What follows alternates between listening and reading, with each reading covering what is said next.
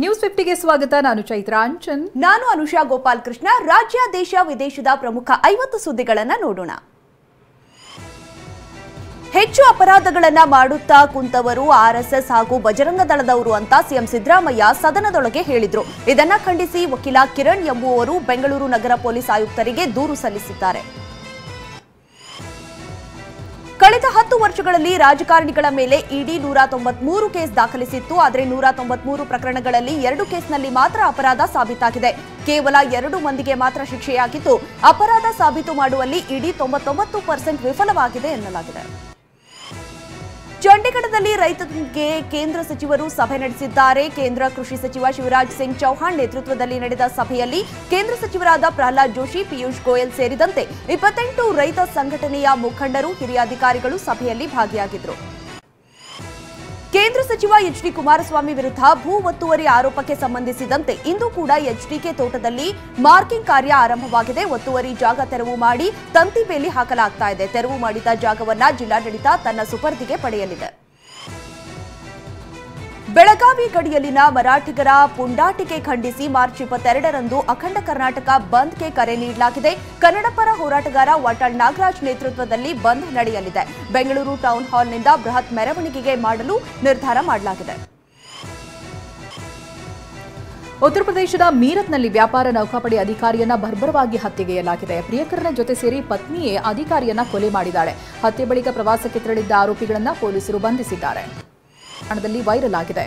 ಬಿಜೆಪಿಯು ಮುಖಂಡನಿಂದ ಅಪ್ರಾಪ್ತ ಬಾಲಕಿ ಮೇಲೆ ಅತ್ಯಾಚಾರವೆಸಗಿರುವಂತಹ ಆರೋಪ ಕೇಳಿ ಬರ್ತಾ ಇದೆ. ಬಳ್ಳಾರಿ ಸಿರುಗುಪ್ಪ ತಾಲೂಕಿನ ಸಿರಿಗೇರಿಯ ಬಿಜೆಪಿಯು ಮುಖಂಡ ದೇವುನಾಯಕ ಎಂಬಾತ 7 ವರ್ಷದ ಬಾಲಕಿ ಮೇಲೆ ಅತ್ಯಾಚಾರವೆಸಗಿದ್ದಾನೆ. ಪೋಕ್ಸೋ ಪ್ರಕರಣ ದಾಖಲಿಸಿಕೊಂಡಿರುವಂತಹ ಪೊಲೀಸರು ಬಿಜೆಪಿಯು ಮುಖಂಡನನ್ನ ವಶಕ್ಕೆ ಪಡೆದಿದ್ದಾರೆ. ಬೀದರ್ ಔರಾ ತಾಲೂಕಿನ ಕಪ್ಪಿಕೇರಿ ಗ್ರಾಮದ ಬಳಿ ಚಲಿಸುತ್ತಿದ್ದ ಬಸ್ಗೆ ಬೆಂಕಿ ಹೊತ್ಕೊಂಡಿದೆ. ಬೆಂಕಿ ಕಾಣಿಸುತ್ತಿದ್ದಂತೆ ಚಾಲಕ ಬಸ್ ನಿಲ್ಲಿಸಿದ. ಚಾಲಕನ ಸಮಯ ಪ್ರಜ್ಞೆಯಿಂದ ಭಾರೀ ಅನಾಹುತ ತಪ್ಪಿದೆ. ಬಸ್ ನಿಲ್ತಾ ಇದ್ದಂತೆ ಬಸ್ನಿಂದ ಕೆಳಗಿಳಿದು 25 ಪ್ರಯಾಣಿಕರು ಜೀವ ಉಳಿಸಿಕೊಂಡಿದ್ದಾರೆ.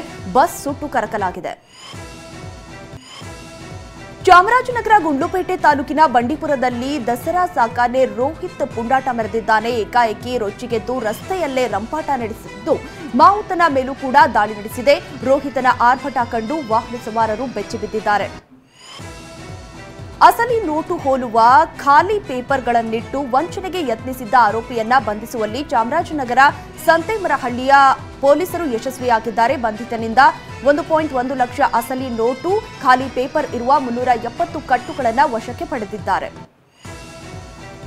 ಹಿಂದೂ ಯುವತಿ ಸ್ವಾತಿ ಹತ್ಯೆ ಖಂಡಿಸಿ ಹಾವೇರಿ ರಟ್ಟಿಹಳ್ಳಿ ತಾಲೂಕಿನ ಮಾಸೂರು ಬಸ್ ನಿಲ್ದಾಣದ ಬಳಿ ಪ್ರತಿಭಟನೆ ನಡೆಸಲಾಗಿದೆ. ನೇಕಾರ ಸಮಾಜದಿಂದ ಮಾಸೂರು ಚಲೋ ಪ್ರತಿಭಟನೆ ಮಾಡಿ ಆರೋಪಿಗಳಿಗೆ ಗಲ್ಲು ಶಿಕ್ಷೆಯಾಗಬೇಕು ಅಂತ ಆಕ್ರೋಶ ವ್ಯಕ್ತಪಡಿಸಿದರು. ವೇತನ ಹೆಚ್ಚಳಕ್ಕೆ ಆಗ್ರಹಿಸಿ ಆಶಾ ಕಾರ್ಯಕರ್ತೆಯರು ದಾವಣಗೆರೆ ಪಟ್ಟಣದಲ್ಲಿ ಪ್ರತಿಭಟನೆ ನಡೆಸಿದರು. ರಾಜ್ಯದ ಅಂಗನವಾಡಿ ಹಾಗೆ ಬಿಸಿಯೂಟ ಕಾರ್ಯಕರ್ತರಿಂದ 1,000 ಗೌರವಧನ ಹೆಚ್ಚಿಸಲಾಗಿದೆ. ಇದೇ ರೀತಿ ಆಶಾ ಕಾರ್ಯಕರ್ತೆಯರಿಗೆ ಗೌರವಧನ ಹೆಚ್ಚಿಸಬೇಕು ಅಂತ ಆಗ್ರಹಿಸಿ ದಾವಣಗೆರೆ ಉಪವಿಭಾಗಾಧಿಕಾರಿಗಳಿಗೆ ಮನವಿ ಸಲ್ಲಿಸಿದರು.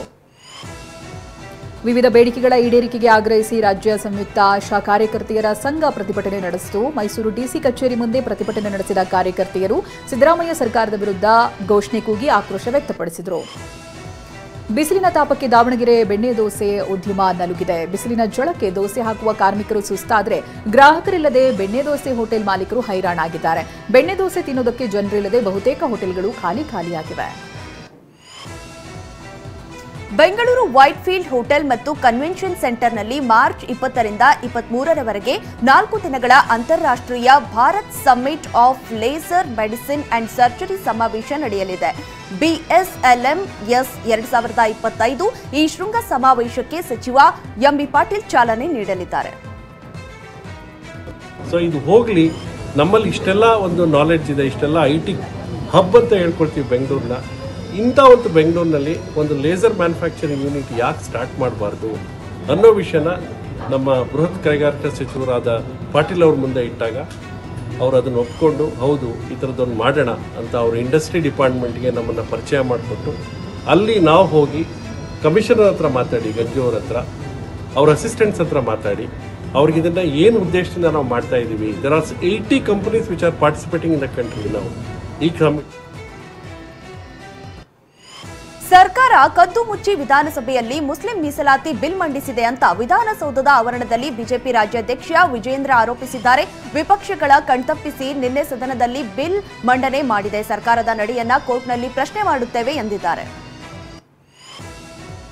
ಆರ್ಆರ್ ನಗರ ಶಾಸಕ ಮುನಿರತ್ನ, ಡಿಸಿಎಂ ಡಿಕೆ ಶಿವಕುಮಾರ್, ಮಾಜಿ ಸಂಸದ ಡಿಕೆ ಸುರೇಶ್ ಹಾಗೂ ಹನುಮಂತರಾಯ ಕುಸುಮಾ ವಿರುದ್ಧ ಸ್ಫೋಟಕ ಆರೋಪ ಮಾಡಿದ್ದಾರೆ. ಕುಸುಮಾರನ್ನ ಎಂಎಲ್ಎ ಮಾಡಲು ನನ್ನ ಕೊಲೆಗೆ 6 ತಿಂಗಳಿನಿಂದ ಸಂಚು ಮಾಡಿದ್ದಾರೆ ಅಂತ ಆರೋಪಿಸಿದ್ದಾರೆ.